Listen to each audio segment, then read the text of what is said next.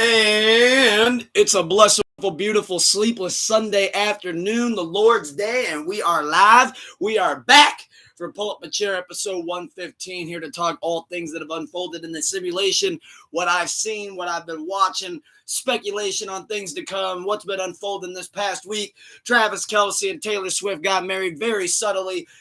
Didn't even know it happened until this morning. All power to the Swifts, the Kelces, whatever they're deciding to go by. Shout out to them, though, on their very subtle, off-the-record wedding that they had now. But all love for the Swifties. I don't want no smoke. All love for Taylor. All love for Travis. But we are back. Pull Up a Chair, episode 115. Unfortunately, I am starting this episode with a little bit of a downer, and that is because of, since the last time I've been live on Pull Up a Chair, I know we honored him on Sleepless Radio a couple weeks back, but I did just want to take a quick moment before we get started to say R.I.P. to Oliver Tree and R.I.P. to the late, great Tay Keith, two young icons, legends, gone way before their time. R.I.P. We love you guys. Wanted to give a quick little moment of silence for that. Don't know why I went for the applause. Now, with that being said, obviously, as you guys know, there's been a lot of new music that's came out over this past week. There's been a lot of music just coming out in this year in general.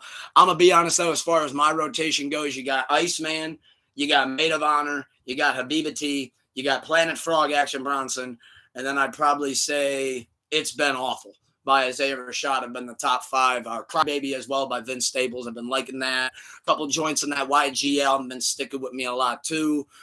This new Malcolm Todd individual came out. I love his record, Gun to My Head. So I've been really liking him. Like I said, been in the big Action Bronson kick too, but really it's just been mainly 85%. Hold the sixes up, Sixers, baby, six side. But no, mostly all Iceman for me music-wise. But again, we have had some new music come out. But we also had an XXL freshman list come out. So with the XXL freshman list, every year I know less and less, but we're gonna ride through it. Kicking us off, we got L.A. Reezy, Slayer, So-So Camo, Trap Dicky. Whoop, that's one of the ones I knew. Same with So-So. Belly Gang Cushington, which I have heard, oddly enough, a couple joints of his. We got Chris Patrick, so I guess I know a little bit more than I thought now that I'm taking a second look at it. Babyface E, I know a couple joints. We got YKN Nice, not familiar with at all. Don't know him from Adam. Then we got Skrilla, familiar. Then we got Trim, Miles Minnick, and Hurricane Wisdom. So he wants to revive the Hurricane name that Hurricane Chris buried and bring that back and be Hurricane Wisdom. But no, I do think, though, I got to dive into this list more. As always, I'll be tuned into the ciphers and the freestyles. I know we rip them apart afterwards, but I'm always looking forward to it, seeing maybe a name that I didn't know that maybe can rap a lot better than I thought. And I'll just first read, because you don't want to judge a book by its cover. You don't want to judge an artist by their name. So I am very curious to see, though, how the freshman list will perform this year. My early prediction is Trap Dicky's going to steal the show. Trap Dicky put out an album about, I want to say, a month or two ago, maybe a month and a half, somewhere in there. And I forget the name of the record, but it's definitely got a couple joints on there. I know it was sample heavy, but I think TDE, they know what they're doing. They know when they're signing these artists, if they're good or not, or what they're capable of. And I think Trap Dicky easily could steal the show for them on this freshman list, depending on how, obviously, the ciphers and freestyles go. But I'm also at the point, though, with the XXL freshman list, that if a lot of these guys don't do that, freestyle, especially acapella, then just don't have them do it. Have them do something else. Like something that could really showcase their skills, because as an artist myself, I like to always interject and use that. If that's not my thing, then that'd be like me showing up to the XXL Cypher ready to rap a cappella, and they go, actually, here's this distorted ass beat that, for example, someone like a So-So Camo can kill and destroy it, and they're going to throw it my way knowing that ain't my slice of pizza. That ain't my energy. That ain't what I like to do. So that ain't my scoop of ice cream. So I think they should be trying to showcase these artists' skills as best as they can. And 9 times out of 10 anymore, having them rap a cappella for a minute and a half, all that does is just make them look like shit. So I think they should maybe get away from that formula and just kind of do like a person by person, and then pair up your ciphers accordingly, maybe see where the chemistry lies. That's just me, though. But shout out the XXL freshman list. I'm curious to see when those freestyles and ciphers start popping out. But we are also in the heart of a scorcher summer. It took a little bit to get going, and now it's not holding back. It ain't pulling no punches. But I do want to address what I do believe are the two songs of the summer, one by a male, one by a female. So I do believe the two songs of the summer that we have on our hand. And when I say these two artists' names, if you would have told me this 6 months ago, I would have said you're batshit insane on the female one. But I do believe Drake secured a song of the summer spot anytime he's outside. Even when he drops in October and November, it lingers on and ends up becoming a song of the summer. Last year we had Nokia. Big cheers, big pros, Doomer. And I do believe this year we got another Iceman song of the summer. I personally think, I know a lot of people based on sales would probably think I'm going to say Janice STFU, but no, sir. I would say that the song of the summer holding it down on the male side of things is Shabang. Manish on the beat, Shabang. I'm going with Shabang. It just kind of has that vibe to it, has that energy to it. I've heard a couple other people blasting it out of their cars. What's up with gang? We back. Like, what's up with life? It's lit. But I know it get better than that. Come on. Shabang, song of the summer. I got to stamp it. And for the Tucker approved female song of the summer. But again, these are also across all genders, no matter what you identify as. I believe these are the staples of the 2026 summer. So with that, I'm going with Spend That Shit. Spend That Shit. Young Miami, if somebody would have told me 6 months ago, I'd be over here reciting your shit, banging it in the car, bopping it in the speakers, knocking that shit, I would have said, who's holding the gun to my head? But Spend That is the gun that's being held in my head, because as of a couple weeks ago, I can't get that damn song out of the noggin.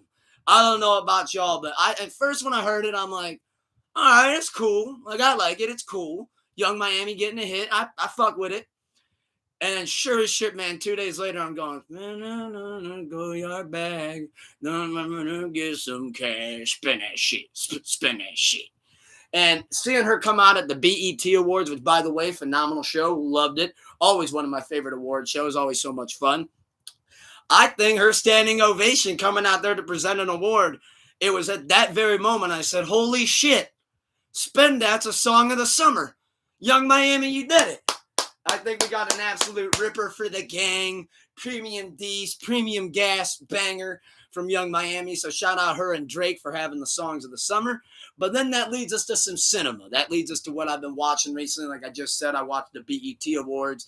Thought that was a great show. Wasn't mad at any of the awards given out. I thought Janet Jackson gave a phenomenal speech towards Tiana Taylor getting her Icon Award. I thought that was amazing. Tiana Taylor had a great speech. A lot of great performances. Cardi B, incredible performance. One of the highlights of the night performance-wise, I do believe. And, yeah, just overall great show. I could do without Drewski hosting, though.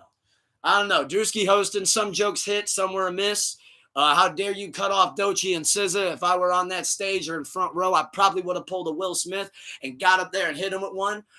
Because I thought that was completely rude and just disrespectful as all hell. I get it. He's trying to be funny, but I think he even realized in that moment, this was a mistake. But overall, though, Drewski nailed it. I thought overall he did solid. There was definitely some humor there. Drewski been annoying me lately. Yeah, I know that the BETs would kind of rub me the wrong way with it, man. With a lot of those jokes falling so flat, Kyrie would mistaken him for the earth. But overall, though, great BET award show. Not mad at who any of the awards were, given out to. I actually think that's one of the fun things about BET is like you can even tell everybody's just happy for each other, happy to be in the building, celebrating great music and great energy. But as far as movies-wise go, I got three for you. So one, I have been watching a lot of stuff, whether it be the documentaries on Netflix. I watched Nemesis. Shout out the boys for putting me on that. That was a great show. Had a lot of fun watching that. Dark Side of the Ring's coming back soon, so I've been rewatching some of the old ones like Plane Ride from Hell. But as far as movies go, I got three bangers for you. I got three capital HIGH highly recommendations from your ultimate sensei, starting with Send Help with Rachel McAdams. Saw that a couple weeks ago. I saw it popped on Hulu. Rachel McAdams, I've always been a fan. I damn near stood up in my living room and gave her a standing O at the end of that movie.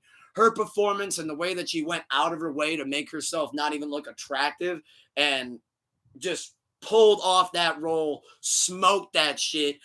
For those that don't know, that was the movie that was released back in theaters back in January about Rachel McAdams and her boss. She's like the weird girl. They like picking on her and shit, in the office type thing. Well, the company then goes on a flight to where they have to go for some sort of a meeting.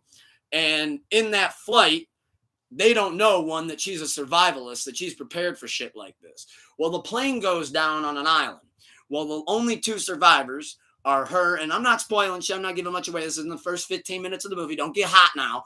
But this is, they've now crashed, and now he realizes that he's not the boss on that island. To stay alive, he now has to listen to her. But there's plot twist aplenty. Amazing M. Night Shyamalan at his prime level. Finale to the movie. Amazing surprise ending. Obviously, I'm not going to give that away, but I do highly recommend that if you got a streaming service that has it on it, check out Send Help. It is definitely worth your eyes and ears. Again, premium diesel, premium gas, premium performance from Rachel McAdams. She absolutely smoked that shit. And then that leads us to, I did see in movies. I saw the Scary Movie. I was outside. I was in the theaters. And as far as the new Scary Movie goes, first off, before I say my review or say anything, I'm just so glad to see the Wayans get their shit back. Because God almighty, they deserved it. And it was much needed and long overdue. So shout out Marlon Wayans and the boys and the Wayans gang for absolutely destroying that movie. And I thought they did great bringing it back. I mean, yeah, it's Scary Movie in 2026. Are some of the jokes maybe a little forced, a little corny? I kind of figured that going in. But with all the cameos and everything that they had and all the returns, you had Brenda, you had Cindy, the TV's leaking. We had Cindy back. We had really the whole gang was back. It was great seeing all the Wayans family involved too. Great seeing them, which we haven't seen them on our screens in a long, long time. But shout out the new Scary Movie. Overall, I thought it was really good. Definitely a fun watch. Definitely a highly recommendation, especially if you're a fan of parodies, because they brought it back in full force, and God knows it was needed. But as far as my favorite movie of the three that I wanted to save the best for last, cannot big up and hype this movie enough. Now, I thought it was maybe potentially getting overhyped a little bit because it was taking me a minute to see it because I did not get to catch it in theaters. I had to buy it when it hit Fandango. But I saw that Obsession, off of a $750K plastic bag budget, is now one of the top 10 most profitable, highest grossing movies of all time, coming in at number 10 with over 400 million gross worldwide. Shout out the movie Obsession. I'm telling y'all right now, if you haven't seen it yet and you guys have been thinking, oh man, this thing's probably overhyped, people are just going crazy about it, it can't be that good, right? Well, I made sure to drop my expectations and just go in ready for a fun watch, seeing what it was all about. And I've actually watched it 3 times in this past 5 days. Multiple different moments during that movie. I got fucking goosebumps going. You got my wife. You got wifey over here with her mouth over, or with her hand over her mouth. Can't believe in what's unfolding. Indy, I don't want to pronounce your last name wrong, but Indy, who was Nikki in Obsession. Look, I know how we are about giving Oscars to horror movie performances. But if we just gave one for old girl that played Gladys from Weapons, which great performance, this couple notches even higher. We got to start putting horror performances up there with the best of them, because Indy had me. I mean, I think personally, she set the bar and said, hold my fucking beer. I don't think anybody's beaten that performance this year. No chance. For those that don't know what Obsession's about, essentially this kid, he has a crush on this girl in the friend group, Nikki, and he just doesn't have any confidence. He can't piece it together. He doesn't know what the fuck he's doing. Well, early, and again, this is very early on. So he's in an antique shop, and this guy kind of pitches him this thing like, oh, you know, you're down on your dumps. Why don't you try a one-wish willow? You know, but be careful what you wish for, because it might be true. Well, he's in the car. He takes home Nikki. He's got this thing sitting in his car, sitting in the little console, whatever. And Nikki gets out of the car, and she goes, and by the way, one more thing, Bear. He goes, what's that? She goes, do you like me? And of course he freezes up. He don't know what to say. He ends up saying, nah, just as friends. As soon as she goes in the house, he's having a little mini crash out. Like, what the fuck is wrong with me? Why can't I ever just talk to this girl normally and just try to hit off with her and try to flirt with her at all? So he grabs the one wish willow, and in verbatim, he goes, I just wish that Nikki would love me more than anybody on this earth. Snap. Sure as shit, she comes out the house. And not giving too much away, but she does snap in and out of it a couple different times. But the movie never lets the foot off the gas. He said, Curry Baker said, $750K piss budget? Yeah, how about $400 million banger? And that is a much deserved every single cent that he has. Man, they smoked that top to bottom. Premium diesel, ripper for the gang indeed. So I do highly recommend checking out Obsession, Scary Movie, and Send Help. But now, before we close up and get up out of here soon, of course, I did want to tap back in, and I did want to say that moving forward, I'm going to try to get a set day for it. But every weekend, you're going to see this ugly mug talking some shit, telling you what I like and don't like about what I've seen, about what's going on, and all the music and everything that's unfolding in the simulation. But speaking of simulations, how about we do a little bit of speculation on how the Cleveland Browns season is about to be going here. That's going to be underway before too long. So I don't know how many Sundays off the top of my head we are away, but we got to be getting close. And, well, with each passing day, the Cleveland Browns remind us why they don't want to win football games. But we'll still be there with our brown bags over our head, ready to from the dog pound and probably fight somebody in the Muni lot just simply for being a sad, depressed Browns fan.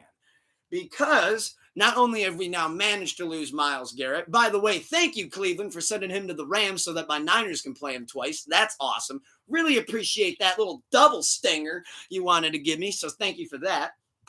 But really, really looking fearful here. One, let's not overlook this. Danhausen cursed the Cleveland Browns. We might not even see game one of the regular season. Something might catastrophically go wrong. They should be double checking and doing maintenance on these buses or planes or wherever we're going, because I'm telling you, the Danhausen curse is no joke.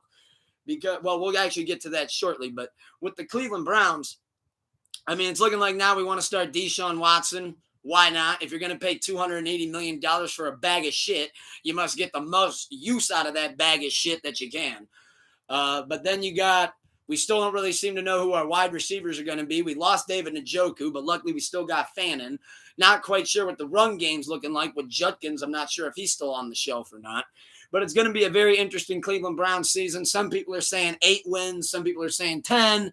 Some people are saying playoff run. Well, your ultimate sensei, Ultiger Tente, is telling you, hey, if we get to a handful of W's, I think that might be a success. But as always, shout out to Cleveland Browns. We're going to be rooting for you, that's for sure. But speaking of that Danhausen curse, he uncurses the Knicks, cursed the Cavs. Cavs get swept. Then the Knicks go on to win the finals. As Danhausen said, that one game, the first game in MSG, that was a little bit out of his control. There was other energies and entities in MSG that night that just kind of overruled the curse. But then the curse was back on, and the New York Knicks are your 2025-26 season NBA champions. Shout out them Knickerbockers.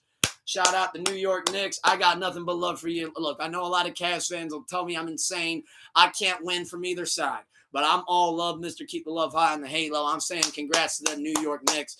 Cavs, if we want, we'll get them next year. But please, please do not bring back LeBron. And I keep seeing this thing of we're leaving a roster spot open too, just in case we want to bring back Bronny.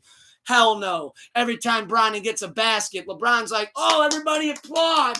Give him a standing O because he did what any basketball player in the goddamn G League could do. But LeBron, please do not come back to Cleveland. Go anywhere else, please. I do not want to see a third return where you're going to Cleveland. This is for you. Duh. But anyways, before I get too much into that, it's Mr. Keep the Love High and the Hate Low. Wake up with a smile on. Remind yourselves of 3 things you're grateful for. Most importante, you look in that motherfucking mirror and you're to yourself, I love you. With that being said, big cheers, big prost. Catch y'all next time. Pull up a chair, 115.